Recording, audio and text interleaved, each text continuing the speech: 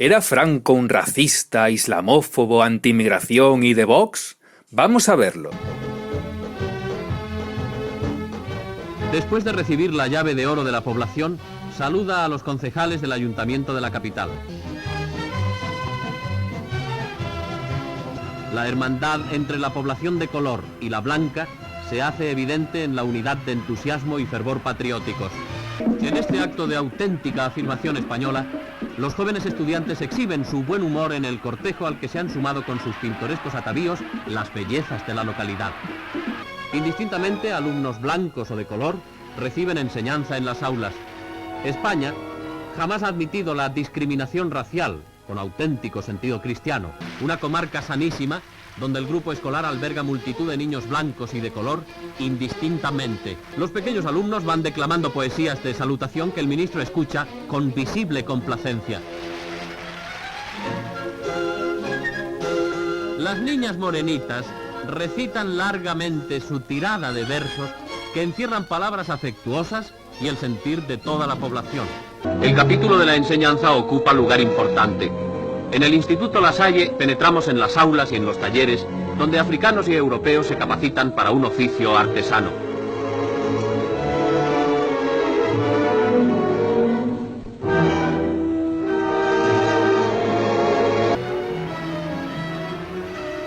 El señor Carrero Blanco impone condecoraciones y agradece esta prueba de fe de todas las provincias españolas de África.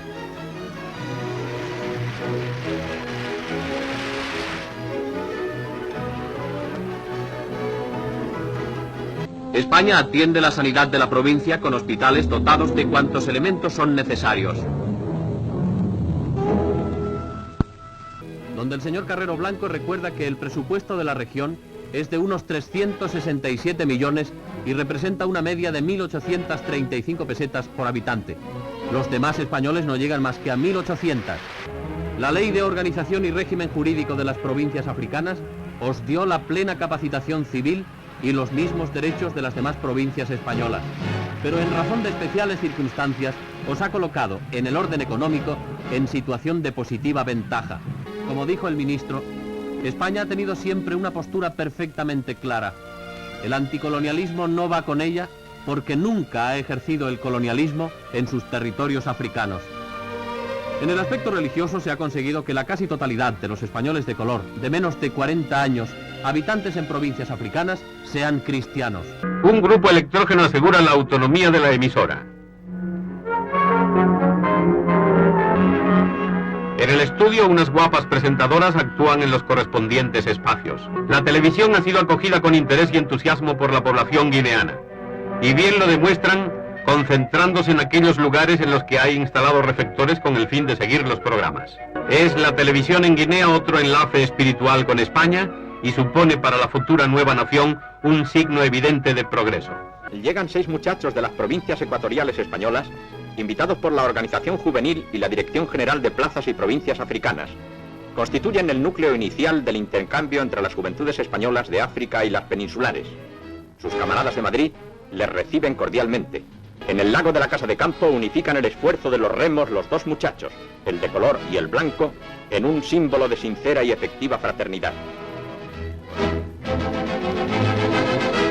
Dentro de una jaima en las que viven los nativos del desierto, los visitantes peninsulares son obsequiados con ricas muestras de folclore.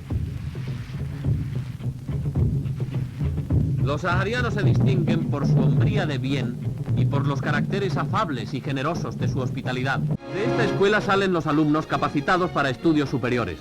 La administración se preocupa constantemente por elevar el espíritu sin tergiversar sus tendencias naturales. Por eso se les da también enseñanza del Corán por profesores de religión islámica. Recordemos que el primer músculo del golpe de Estado de Franco fueron precisamente los soldados marroquíes, estimados en unos 80.000.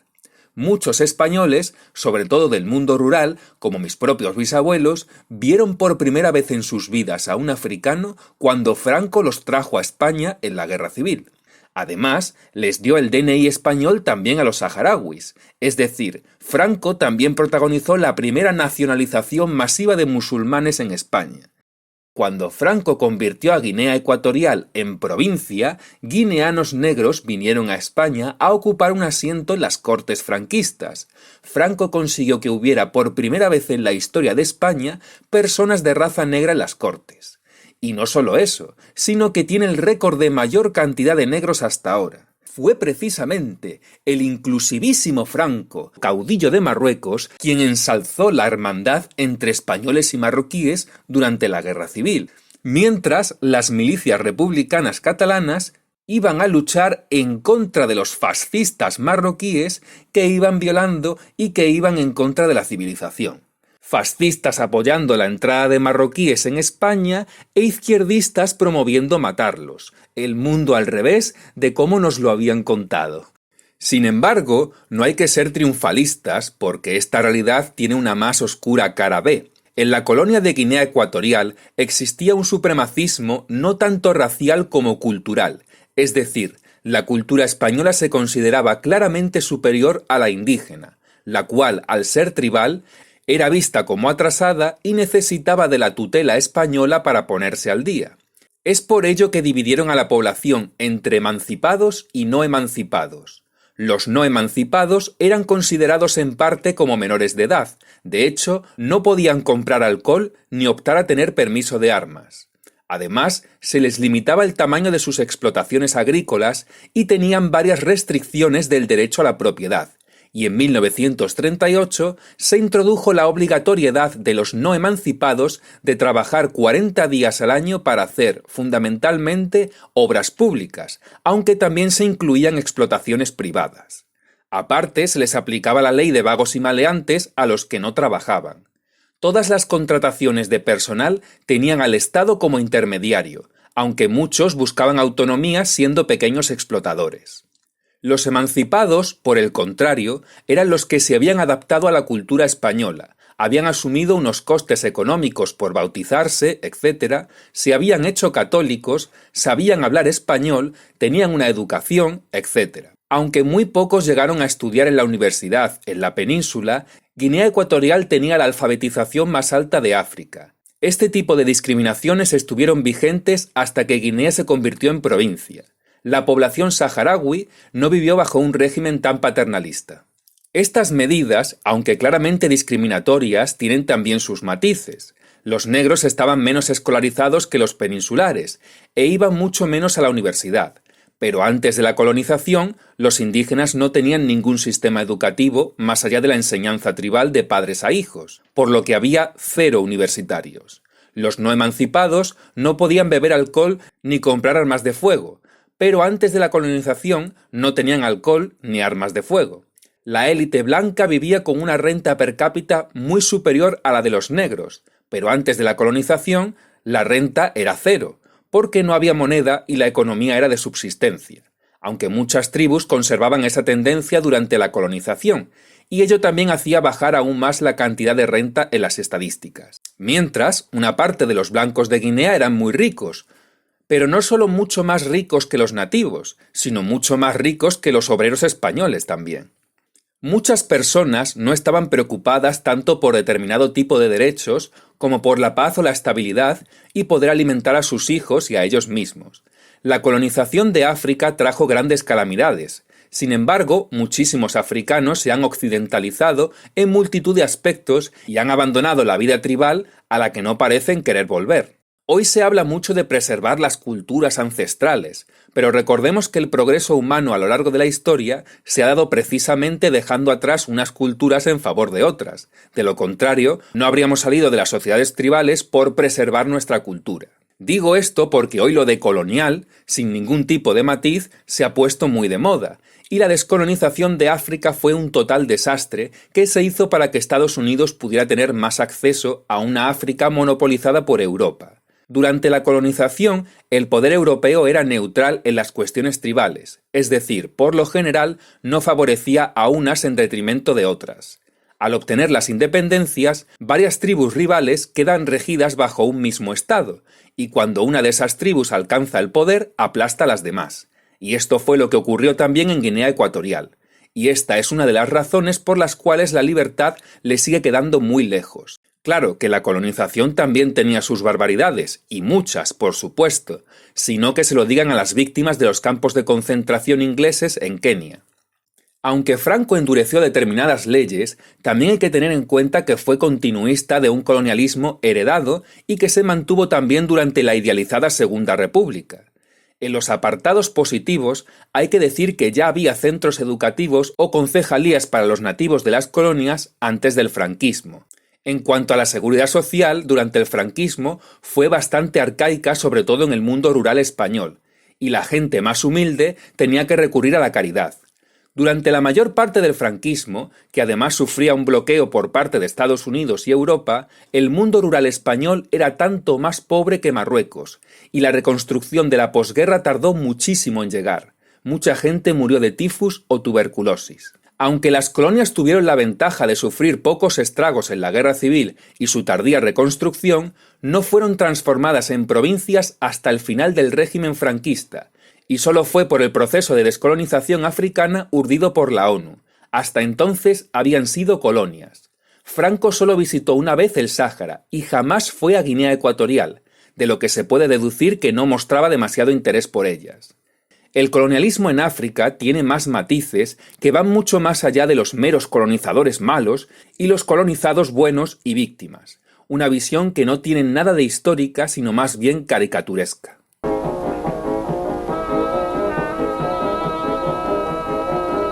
Siempre fue vocación española andar caminos lejos de la patria, ver países exóticos y abrir en ellos cauce a la vida civilizada.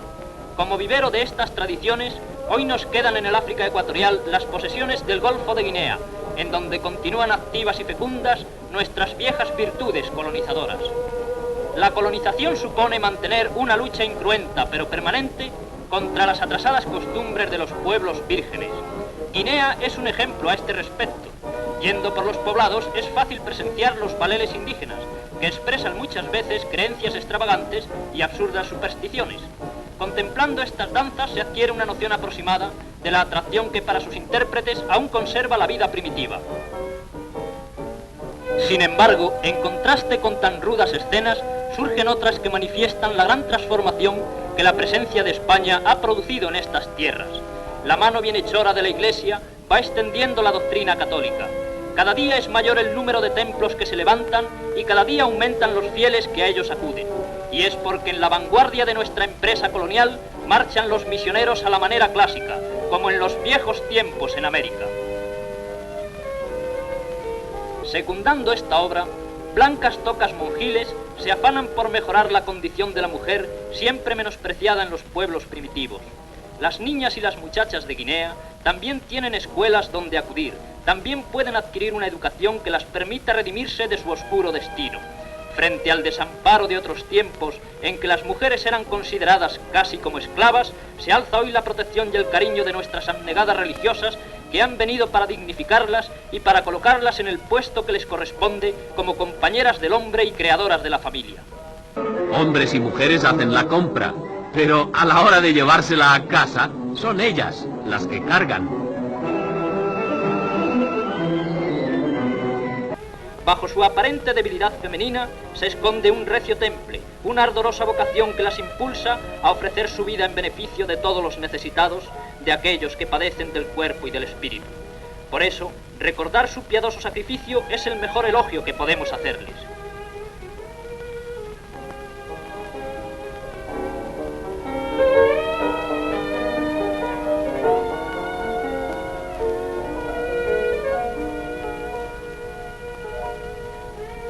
La tierna estampa de los orfelinatos muestra con sencillez conmovedora hasta qué extremo llega el celo de estas nobles y admirables mujeres en nuestro pequeño rincón africano. Sin saberlo, son el símbolo vivo de la obra de España, que a tantos pueblos hoy libres y grandes crió a lo largo de su gloriosa historia.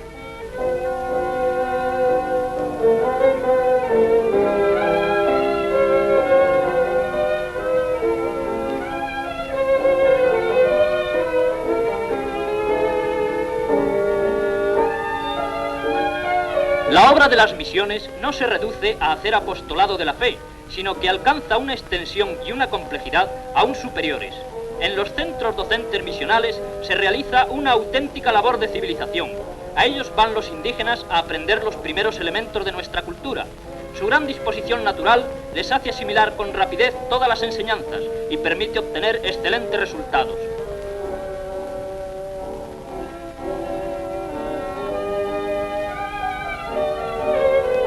El aprendizaje de oficios también pertenece al capítulo de las grandes tradiciones misioneras. Basta saber algo de nuestra historia para recordar que por donde fueron las órdenes religiosas españolas, establecieron talleres, crearon escuelas de artesanía y proporcionaron a los nativos todos los medios necesarios para emanciparse. Hoy podemos decir con orgullo que estas mismas tradiciones prosiguen en Guinea. En alguno puede que oficie un sacerdote indígena. Sus hermanos de raza se hallarán junto a él, arrodillados, y la escena, dentro de su aparente sencillez, mostrará con sublime grandeza el valor de la obra lograda, de esa labor tenaz de apostolado que el misionero hace. Españoles, católicos amantes de nuestra religión y de nuestra patria, he aquí la obra de España que frente al materialismo de la hora actual combate sin descanso por los valores eternos del espíritu. 20 siglos de catolicismo se esconden tras el símbolo de esta sencilla procesión indígena. Se dedica a la Virgen del Pilar y se hace en un poblado humilde de Guinea que lleva nada menos que el nombre de Zaragoza. He aquí la obra de España. Pero escuchad y ved, porque si oís las auténticas voces indígenas y contempláis las presentes escenas, no será necesario que ensalcemos una labor gloriosa y abnegada cual ninguna.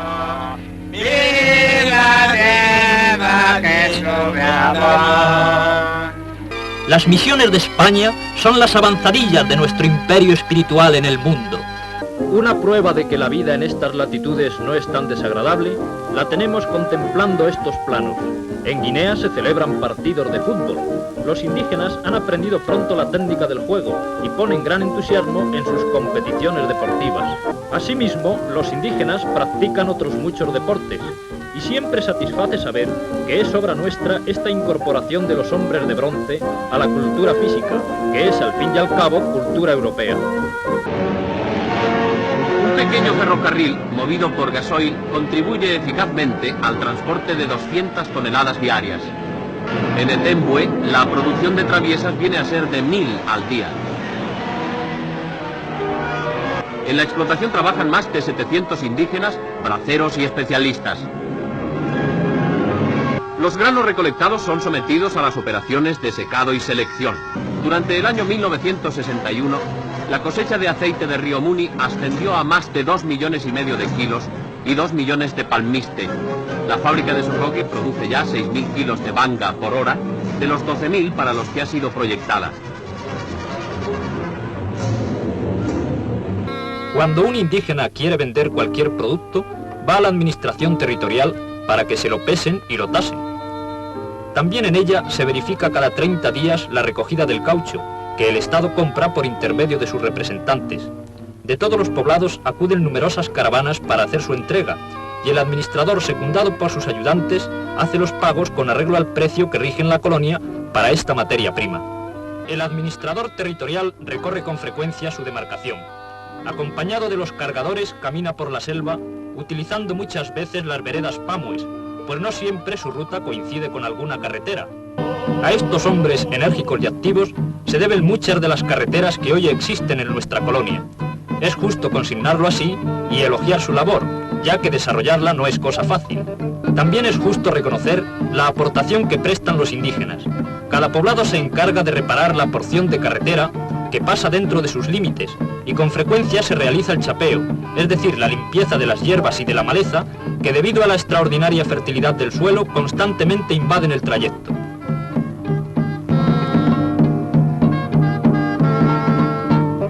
Una de las misiones que desempeña el administrador es la visita periódica a todos los poblados. Los indígenas salen a recibirle ejecutando en su honor una típica danza o baleli. Es costumbre que entre él y el jefe del poblado se cambien regalos en señal de amistad. El administrador suele ir provisto de prendas de vestir, machetes y otros objetos, que los indígenas aprecian mucho, y a cambio de ellos le ofrecen sus típicos productos. Después, el jefe del poblado le informa de las necesidades y de los deseos de sus hermanos de raza. Mas no termina aquí la misión de un administrador territorial. Aún ha de hacer justicia. En días señalados, recibe a los indígenas en audiencia pública para resolver sus conflictos, muchos de ellos pintorescos y la mayoría suscitados por cuestión de intereses. Debe escuchar sus casos atentamente y después fallar con equidad, pues sus fallos son inapelables.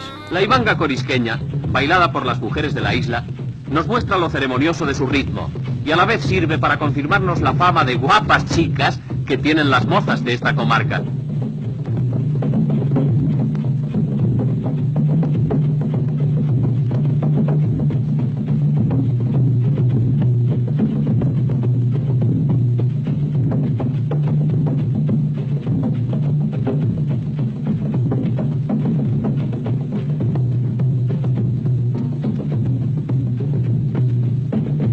La economía de Guinea Ecuatorial con la que nos enfrentamos quienes elaboramos el primero y único plan de desarrollo económico que hubo en Guinea Ecuatorial allá en los años de 1962 era la típica agricultura colonial africana relacionada con una metrópoli europea. ¿Qué características más importantes creo que habría que destacar? En primer lugar, era una estructura económica que, al revés que en la mayoría de los países africanos, donde la renta media era muy baja, nos encontrábamos con una situación especial que producía un nivel de vida bastante aceptable para las poblaciones que allí existían. Incluso nos encontramos con que la renta per cápita, ahora voy a aclararla muy rápidamente, la renta por habitante pues era una renta por habitante similar a la de muchas provincias españolas e incluso superior a las de la última fila dentro de la clasificación española. Existía una anormal, mala, diríamos, distribución de la renta.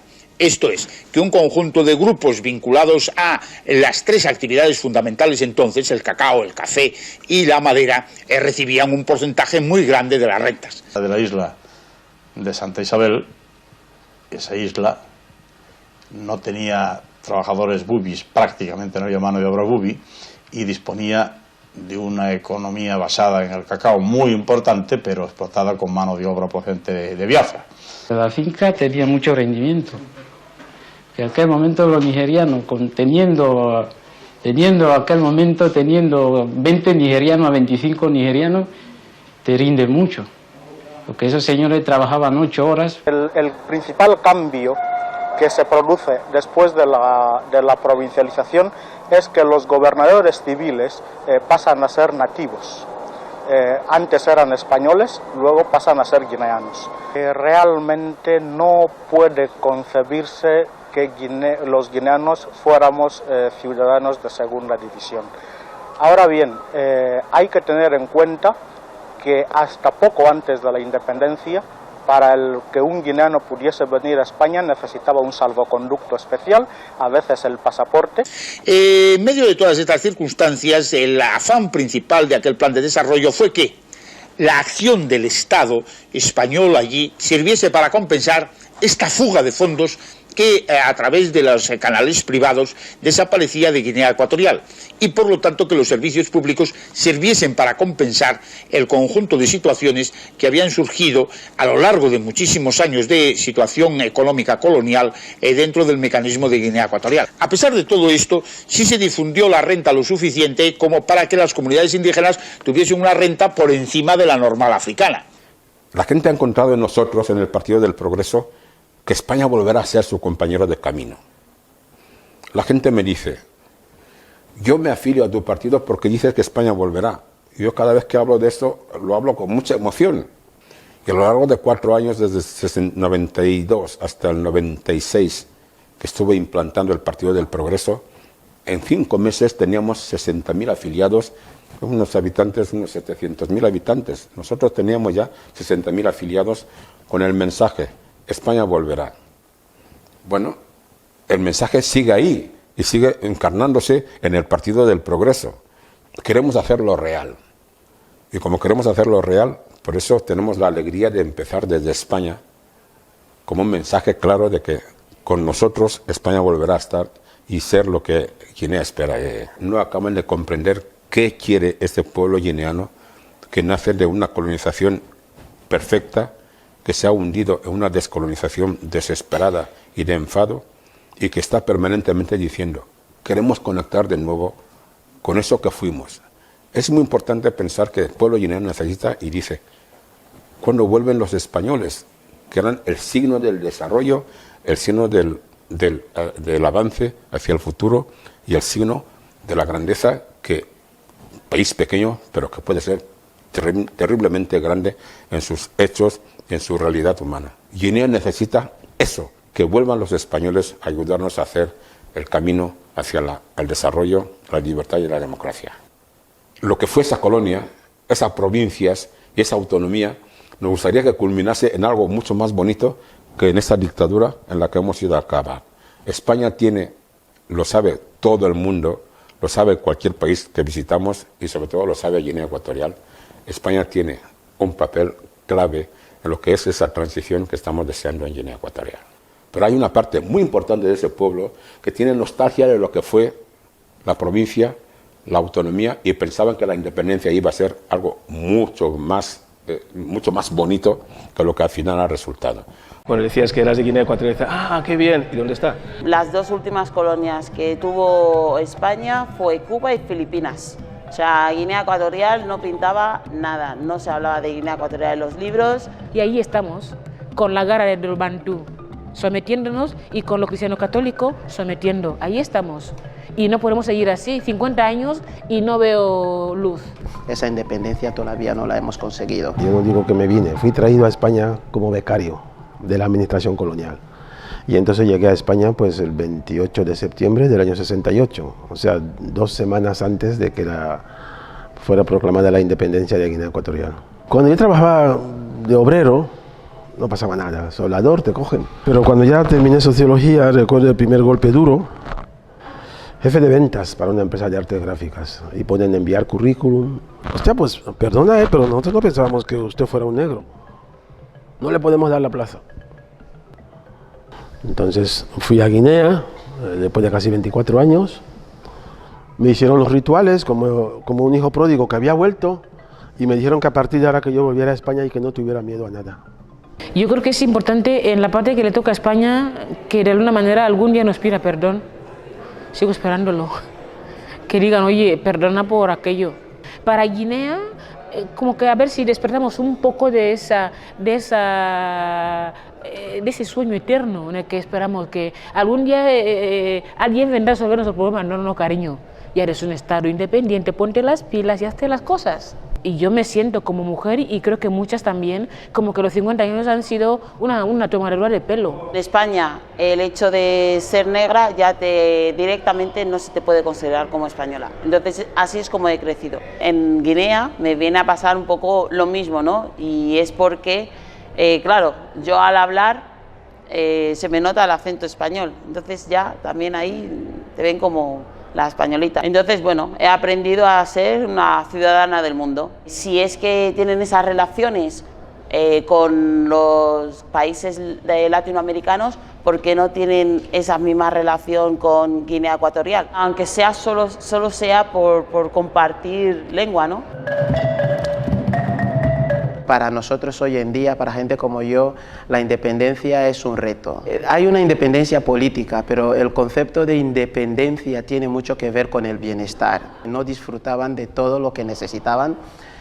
Había alguien que tenía que dictar cómo tenían que convivir, pero aparte de convivir, cómo tenían que llevar sus propias vidas, ¿no? Yo vivo en la Guinea de hoy, no en la Guinea de los 60 o de 68, y no creo que hemos conseguido todo porque la independencia es un proceso. En aquella época jamás los bubis volverían a vivir tan bien, jamás. En la vida, en aquella época de los españoles, yo creo que fue el momento más feliz, porque parecía que viviéramos en libertad, en nuestra pequeña isla, que tampoco ambicionamos nada, sino simplemente vivir libres y ser felices con lo poco que teníamos.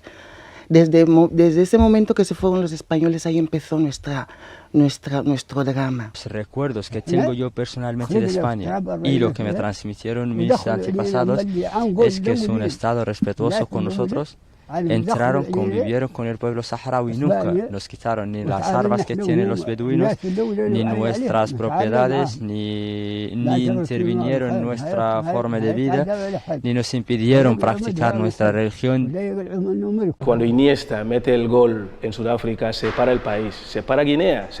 Yo estaba en Malabo y separa Guinea, porque los guineanos nos sentimos españoles. Guinea Ecuatorial es un país imprescindible a la hora de poder entender el concepto universal de la hispanidad, porque justamente es el que cierra ese triángulo de que es Europa, América y África.